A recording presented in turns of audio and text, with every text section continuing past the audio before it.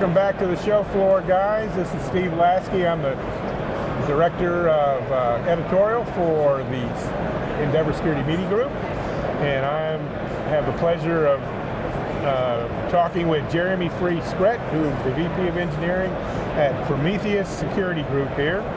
And you know, you and I just did a panel on Zero Trust, so we're going to be retreading some familiar ground here. But you know, first question is, you know, what problem in physical security made you guys realize a fundamentally different architecture was needed for, you know, for what the industry is facing right now? Sure.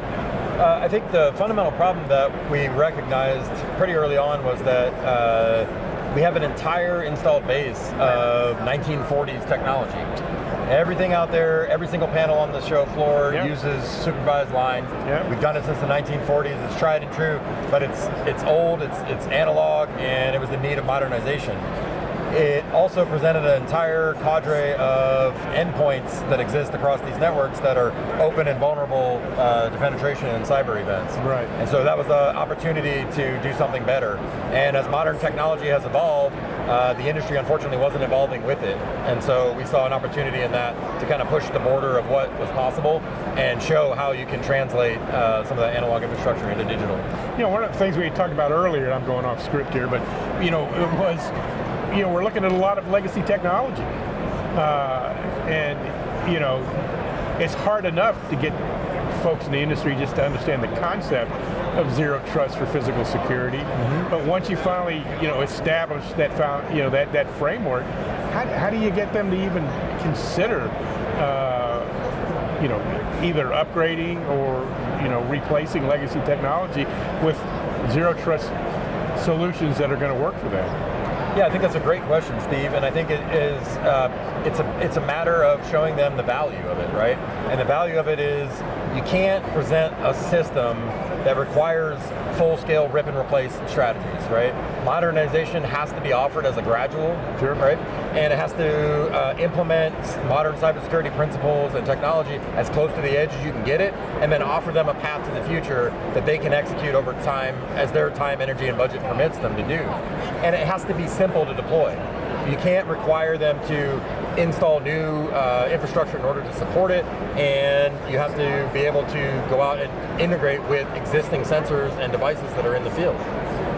So, I mean, as we're looking at the physical and the logical converge, what are you guys doing to kind of proselytize and, you know, and get the word out and make sure that people understand enough where you're going to be able to come in and be a solutions provider for them? Yeah, so I think it boils down to getting the core message is that we need to do the same due diligence on machines that are attaching to our networks as we've done on people that are attaching to our networks, right? And it really boils down to, there's a lot of stuff here about trusted identities, right? And it's all about controlling people's physical and logical access, because you can have threat actors come in, insider threats that can cause problems for your networks and systems and disruptions.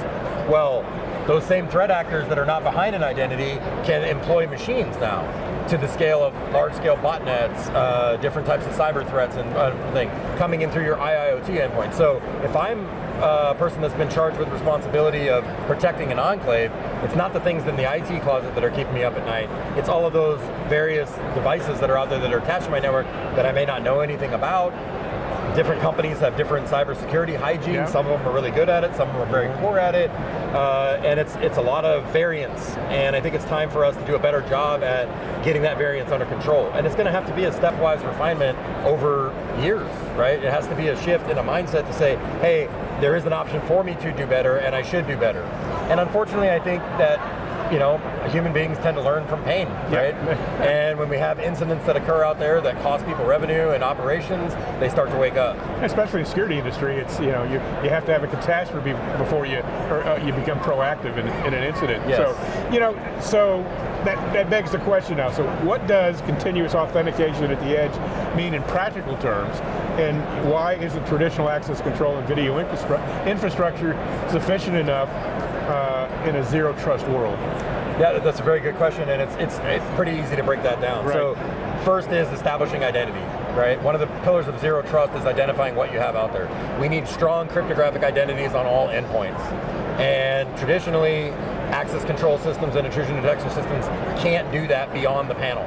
So sure, some solutions out there today can implement a cryptographic identity at your panel, but they're doing nothing for the inputs, and they're doing absolutely zero security on the control outputs. So with the PSG technology portfolio that we've lined up, for the first time ever, I can actually cryptographically verify command and control signals that are coming down that are opening up valves or doors or controlling switch voltage endpoints.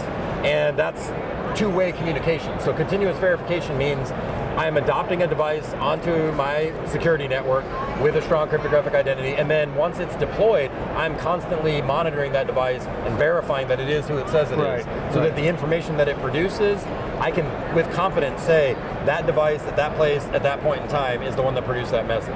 And I'm adding authentication to that mix so that the message and the information that's produced at the inception point is protected in transit from tampering. Very much like signing an email message, right? So you're adding tamper protection along the chain, because that edge device may be far away from the central system that's going to ingest that information. And if we want to feed information up into AI and ML and modeling and SIM type platforms, we really have to do a better job at scrubbing the inputs to those things. Those models and AI things are very easily biased. If I want to attack a perimeter, I can say, hey, send a bunch of information over here, get you looking over that way, classic diversion, threats coming in over here. It's a digital shell game. Exactly. I mean, so looking 3, 4, 5 years down the road, given the fact that we're talking about, AI coming into the picture, modeling, digital twins. I mean, we've got so much that is going to impact what we're going to do from a physical security standpoint.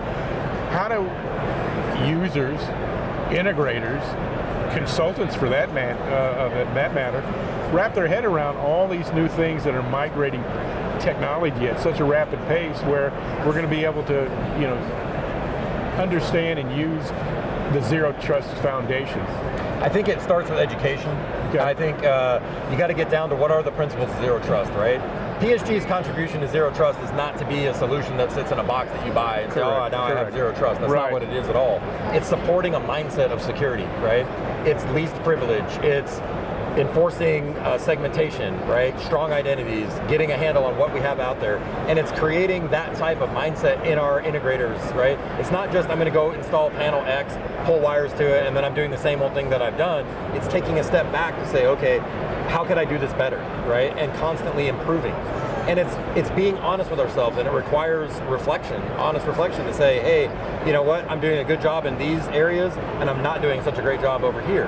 And the not such a great job over here becomes my next priority for things that I'm picking up. That's really what a zero trust mindset means, It's continuous improvement, it's continuous process. So you need that feedback loop of evaluation to come back in order to improve. And that, I think, is, if I was starting my career today, that's the kind of mindset that we need to be instilling in those integrators, is looking for, asking the questions, asking the hard questions of the vendors. Hey, you haven't revved this firmware in 7 years. Why is that? It's a big pull. It is. It's a big pull. It is. So, what do you want folks that are coming by the Prometheus booth to take away from this show? What's the message you want to leave them with? I want to leave the message that zero trust is possible for physical security equipment, and I want them to understand that it doesn't require you use the PSG stack in terms of our full software and complements. Right. We've built this with the idea of integration in mind, right? We are not going to be all things to all people. We have our niche in the world that we execute very well in. But we want to take this technology and offer it to other people through licensing vehicles, through integrations, different OEMs, integrators, so that we help the industry, right? We really want to, our mission is to drive a standard, right? We want people to look at that and say, yes, zero trust is possible, and this is a reference architecture for how you do that, and then offer a technology stack that other people can take and do with their favorite service provider or their favorite OEM, right? These things are available today, and they're integratable in multiple different paths. We can support hardware integrations, and as passionate as I am about security, Steve, I want people to understand and really walk away with, it's not that, I think, that's going to sell it. It's the economic profile. Not only can you do better security with this technology stack, but you also get massive increases in density and massive simplifications in wire and infrastructure. And that, to me, that's the most important takeaway right there, I think. All right, very good. We've had the pleasure of talking to Jeremy Freeze-Skret, the VP of Engineering at Prometheus Security Group. Appreciate it. I would recommend, if you're trolling the show floor at ISC here in Las Vegas, is to come by, talk to Jeremy. If you don't know what Zero Trust is, you better find out quick, because if you're either an integrator or an end user and you don't know what it is, you're already behind the curve. So again, appreciate it, and we'll talk to you soon. Thanks, Steve. All right. We have a Zero Trust implementation guide, which covers the integrator, the OEM, the end user, and the A&E.